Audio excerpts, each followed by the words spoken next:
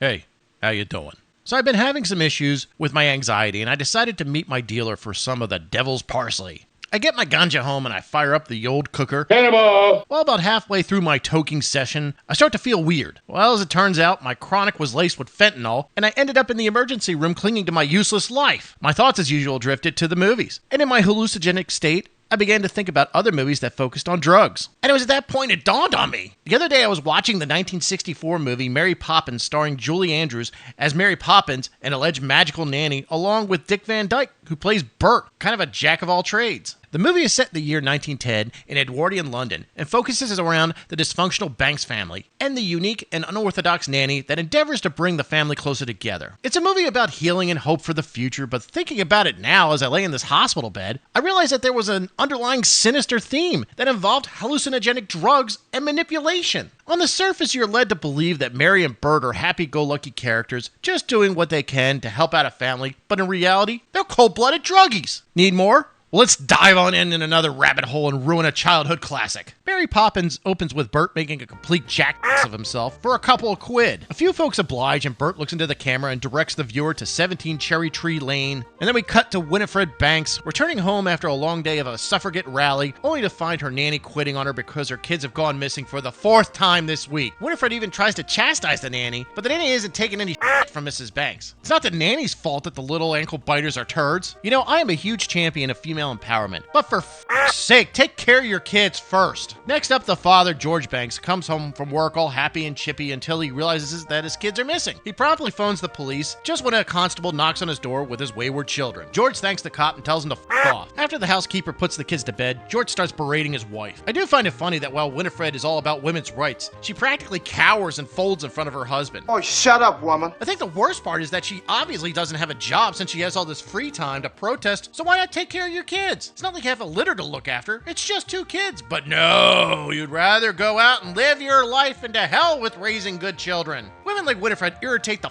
out of me. They are so goddamn selfish and narcissistic. People like her give mothers a bad name. And I know some of you will be saying, but their father, George, is also aloof. And while I grant you that he's a fucking retard too, he's at least a provider and has to be away from his family. Christ, if I didn't have to work my day job, I'd be taking the kids to ball games, the park, hell, even the movies. Well, maybe not that kind of movie.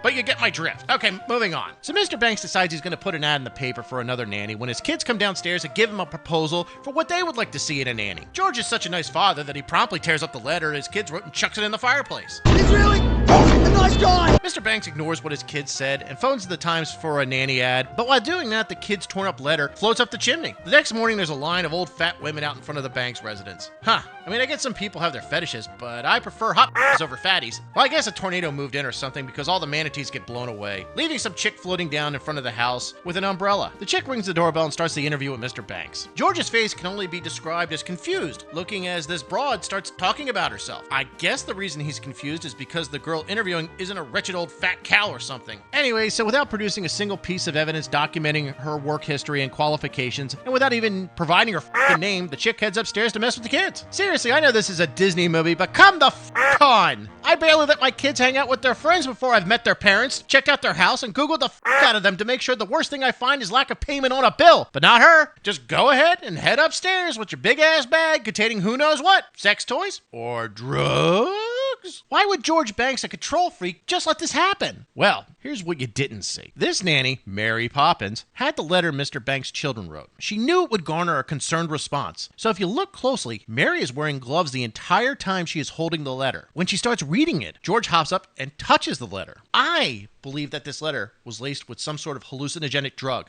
LSD, methamphetamine, fentanyl, all of which can be absorbed through the skin. George touches the letter and is immediately dosed. You can see him getting more and more confused and nearly incoherent as the drugs take hold of his system. I mean, what a boss move. Mary is then easily able to dupe Mr. Banks and disappears before George can even come to his senses. Then once Mary is with the children, she hits them with the same drug she just gave Mr. Banks. The kids start getting saucy and really start to hallucinate. They see impossibly large items being pulled out of a much smaller bag. Whatever Mary hits them with is so powerful that they think they could clean up their room just by snapping their fingers. I guess it's one way to get your kids to clean up. Just pretend that some magic bullshit is behind it. You just hit them with a load of psychotropic drugs, and you can convince people of anything. Just ask P. Diddy. The worst part is that she sings sings this song with the main phrase being, just a spoonful of sugar helps the medicine go down. The balls on this chick. Why not just say a spoonful of no sugar or blow or Christ cocaine helps the medicine go down? Well, with the children all coked up, Mary decides to indulge herself and thinks it's a great idea for her to shoot up at the park. It's here where we meet Mary's drug-dealing accomplice, Bert. With the four of them all together, they indulge in a bender that would make Hunter S. Thompson blush. Oh yeah,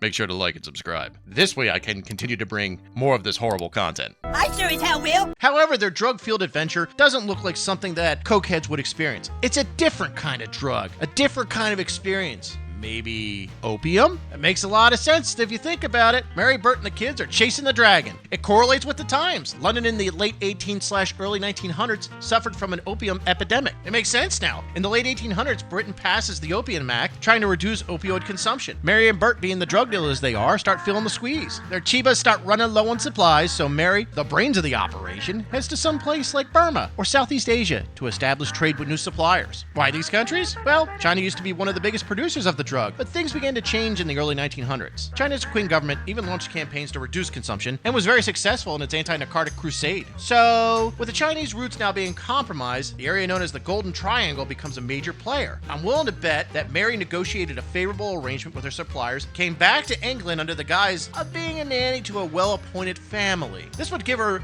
really good coverage for being a drug-dealing piece of shit. What better way to test your new midnight tea than with some unsuspecting neglected children whose parents couldn't give two shits about what they were doing during the day, just as long as an adult was with them. Okay, moving on. So the group of tweakers go into this mind vacation and seriously hallucinate that they are in the English countryside. This thing is wild. Bert sends the mind-altered kids to go play with antifreeze or something, and then works on seducing Mary. He dances around like a retard, but watching them move around is seriously getting lost in the kaleidoscope. They imagine farm animals singing, riding on top of turtles in a creek, and then end up being served tea by penguins. You can't make this shit up. Well, after their afternoon tea with the flightless birds, Mary and Bert join up with the children on some sort of carousel, and somehow the horses break free and end up joining a fox hunt, then a horse race, which of course Mary wins. Dude, this has really got to be some concentrated opium. That's good shit. However, the inevitable coming down finally hits, and Mary, Bert, and the children realize it's pouring rain outside. Mary takes the kids home, but it looks like Bert is still flying high, so he continues his bender in the park. Mary notices that the kids are going through withdrawals, so everyone takes a small little hit to even them out, and then so they can get some sleep. The next morning, Mary takes the kids to one of her opium dens. Mary is seriously still cooked as she pretends to talk to a f***ing dog, but finally makes her way to her rock house, and she's greeted by Bert. Apparently the boss of this house, referred to as Uncle Albert, has been oversampling the product, and the dude is really cooking. Uncle Albert has been majorly hitting the opie juice, and he can't stop having a good time. You know, there is a part of me that appreciates Mary keeping the drug business in the family. It seems like she's running a tight ship aside from all the additional recreational use. But Mary eventually caves to Uncle Pill Popper and pours the opie juice for everyone, and once again, the whole lot of them enter their degenerate high as a kite state. They laugh and tell jokes, but Mary quickly realizes that while enjoying the dragon is fun, there is work to be done for her to solidify her cartel. She insists that they have to leave, which upsets Uncle Albert, but she leaves Bert behind to get the old curmudgeon back in line. Once back at the bank's residence, Mary begins the second phase of her expansion plan. She's already got the children addicted, and now it's time to work on the wealthy banker father. Mary knows that if she's able to gain entry into the British banking system, there will be an unlimited supply of customers that would love her product. The best part is that they are all f***ing rich. No longer will Mary have to eke out a living selling to low-level crackheads. The goal is always to tap into the upper class.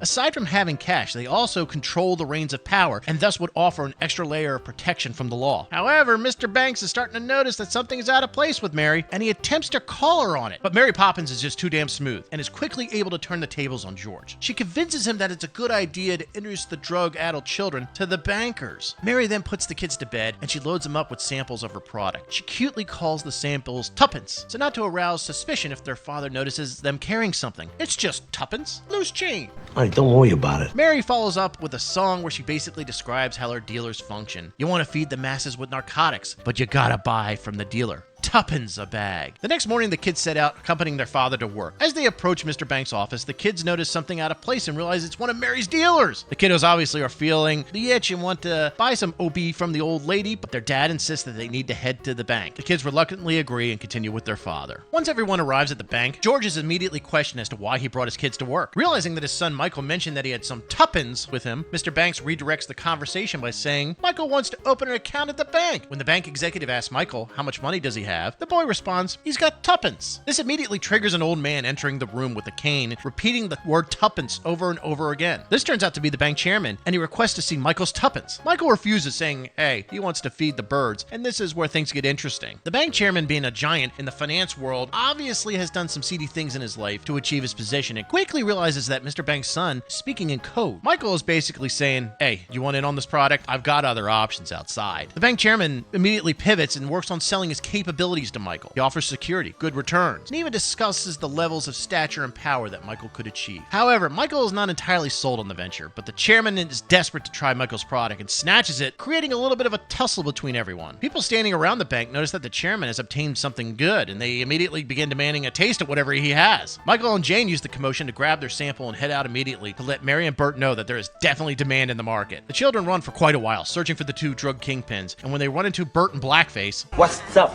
my Jane and Michael are initially confused until Bert explains that until he and Mary get their drug business fully operational, he pulls jobs robbing houses disguised as a chimney sweep. Bert then takes the kids home, and their mother is so disgusted by her brood that she begs Bert to watch them. That narcissistic can't even be bothered by spending time with her own two kids? Well, while Bert is watching the kids, Mary shows up, and hey, it's only been about 12 hours. Time to hit the Chinese molasses. I swear these people do more drugs than Matthew Perry. Really? Oh, yeah. So, once again, Mary, Bert, and the children start another bender and find other junkies hanging out on the roofs of houses. Actually, it makes sense. Cops wouldn't think to look on rooftops of houses for crackheads, so what a great hideout. However, the junkies have their mind vacation ruined when a neighbor notices the tweakers and proceeds to take pot shots at them. The dopers take off and head for the Banks house to continue the party. It's here when we see the shitbag mother come home, and I guess she's up for a gangbang or something, and a bunch of dudes take her away to run a train on her. You know, just because these dudes are trying to look black, that don't make you black, if you catch my drift. You know he's right. Then, while Mrs. Banks is being led away, Mr. Banks returns home to watch his wife get stuffed. The cuckold is looking for what room Mrs. Banks is being DP'd in when he gets a call from the bank requesting his presence on an urgent matter. Obviously, George is upset that he won't get to see the bookie, but duty calls. Mr. Banks tells the kids he's heading back to the bank, and Michael, knowing he needs to close the deal with the chairman, gives his dad the opium sample to hand deliver. The problem that George runs into is that as he's going back to the bank, he decides to sample the product, getting a little bit of liquid courage in him. Once back at the bank, the chairman is furious that George delved into his sample and orders his henchmen to shake Mr. Banks down. They want to make sure George isn't holding out on them, but what they don't realize is that George is lit as shit, and their intimidation tactics have no effect. In any event, George gives the chairman the sample and heads out. The chairman wastes no time and hits the Big O hard. However, as the chairman gets blasted, it's apparent that he's overdosing. The chairman's son does what he can, but the chairman is definitely getting elevated hard. Mr. Banks returns home all cheesed out. He's so baked that when his wife tells him about all the cock she had in her earlier, his response is, Congratulations. George's kids show up and seeing that their father is blazed out, they decide they also want to be high as a kite. So in the end, they all end up high as